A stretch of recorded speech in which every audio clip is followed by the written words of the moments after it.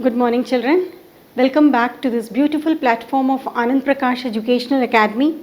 I am Chanda Bansal, Director of Anand Prakash Educational Academy. For the last 13 years, we have been giving coaching for JEE, NEET, board exams, home exams, NTSC, Olympiads with all wonderful results. So, what was the reason of getting such good results?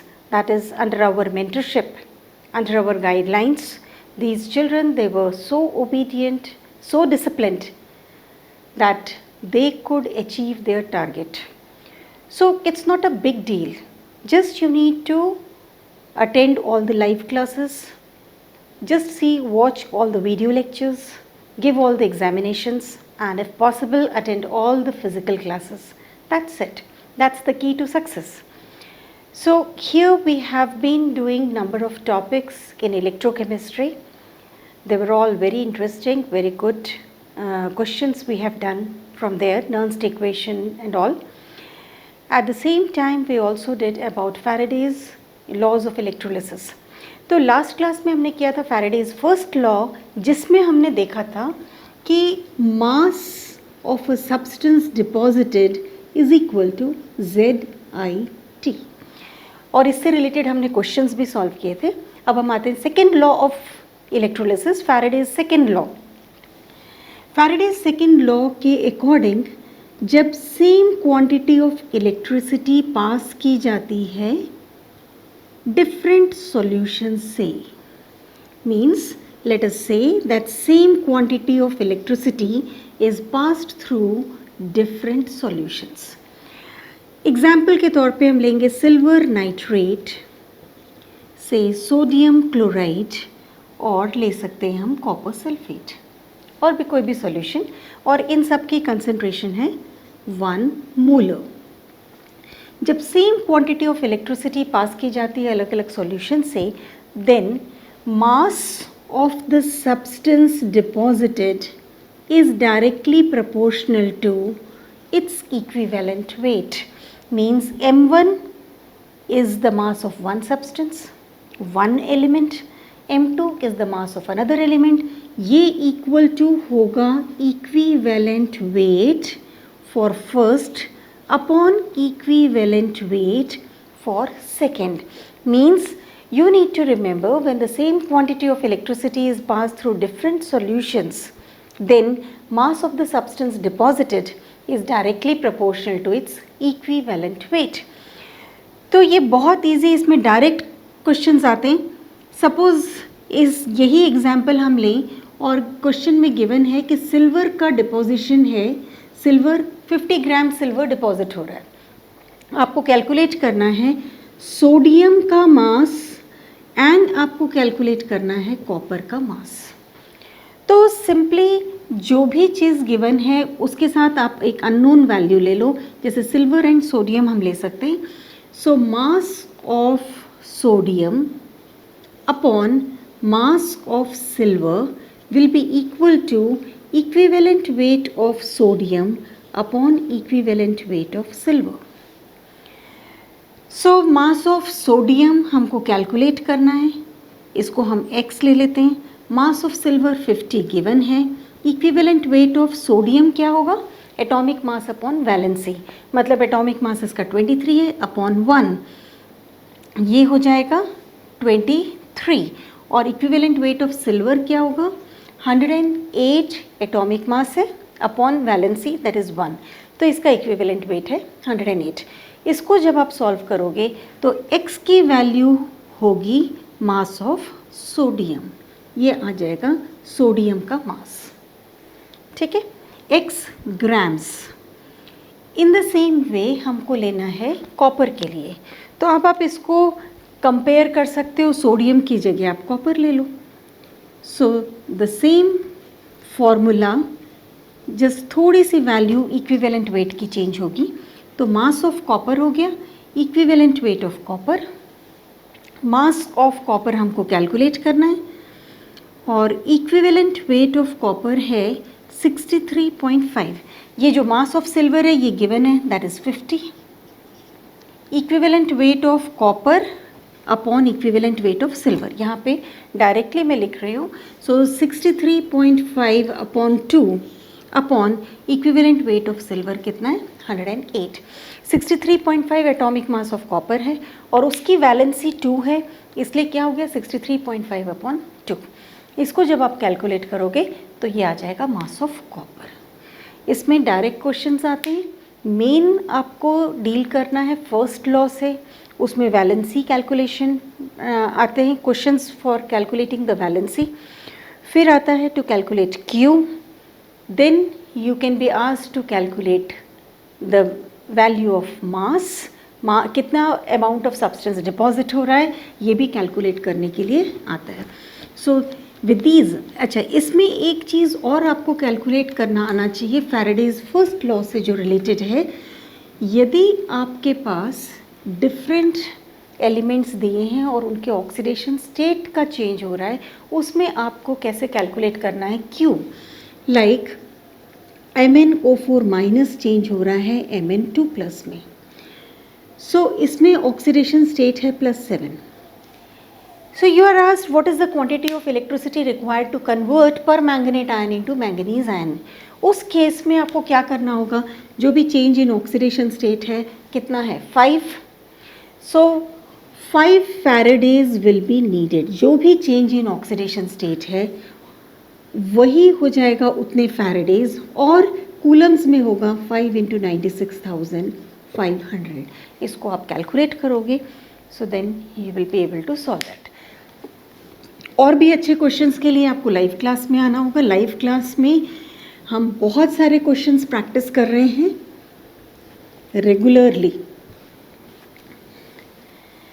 Faraday's law के बाद अब different types of cells, like primary cell is 1 और एक है secondary cell.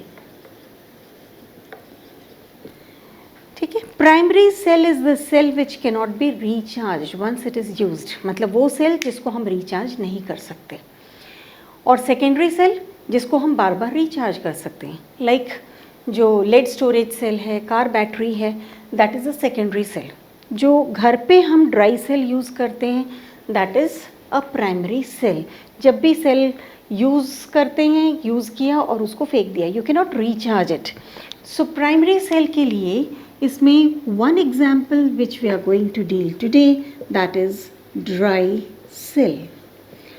Dry cell में आपने देखा होगा कि ड्राई सेल में आउटर साइड में there is a zinc electrode होता है, मीन्स उसकी जो कवरिंग होती है that is made of zinc. और जब आप ड्राई सेल को ब्रेक करते हो, उसके अंदर से एक ब्लैक कलर का पाउडर निकलता है। वो ब्लैक कलर का पाउडर किसका होता है, MnO2, that is pyrolusite, manganese dioxide powder. और अगर बहुत ही ध्यान से आप उस सेल को ब्रेक करते हो तो एक सॉफ्ट रॉड निकलती है, that is called as graphite rod या कार्बन रॉड। अब इसका सेल में क्या क्या चीज़ें और होती हैं ये आप देखोगे एक डायग्राम के थ्रू। ये आउटर वॉल है, आउटर कोट है जो जिंक का बना हुआ है, बीच में यहाँ पे होता है कार्बन रॉड। इसके जो सराउंडिंग होती है, सराउंडिंग में एक ब्लैक कलर का पाउडर होता है, वो ब्लैक कलर का पाउडर है MnO2। और जो कार्बन रॉड है ये एक्ट करती है एज कैथोड, और जो जिंक है वो है anode. Carbon rod is cathode और जिंक कैसे एनोड के फॉर्म में है। कार्बन कैथोड के फॉर्म में है, लेकिन जो एग्जैक्ट एक्सेप्टर ऑफ इलेक्ट्रॉन है वो है MnO2 का। एनोड और कैथोड के बीच में इलेक्ट्रोलाइट है और वो इलेक्ट्रोलाइट है ammonium chloride paste of ammonium chloride. तो जो आउटर पार्ट है that is made of zinc, inner part है वो बना है कार्बन रॉड का, ग्रेफाइट रॉड का। उस कार्बन रॉड के सराउंडिंग एक ब्लैक कलर का पाउडर है दैट इज़ MnO2 पाउडर, और एनोड और कैथोड के बीच की जो जगह है वहाँ पे इलेक्ट्रोलाइट है दैट इज़ अमोनियम क्लोराइड। अब ये देखेंगे कि जब इस सेल का कनेक्शन होता है तो रिएक्शन कौन सा होता है जिससे कि ये इलेक्ट्रोकेमिकल सेल की तरह एक्ट करता है एंड इलेक्ट्रॉन्स का फ्लो होता है, इलेक्ट्रिसिटी का प्रोडक्शन होता है। सो एनोड पे रिएक्शन जो होगा that is zinc loses electrons and it becomes Zn2+। Cathode पे रिएक्शन मतलब MnO2 एग्जैक्टली एक्सेप्टर है। सो MnO2 plus ammonium plus electrons ये बनाएगा Mn2O3 प्लस अमोनियम।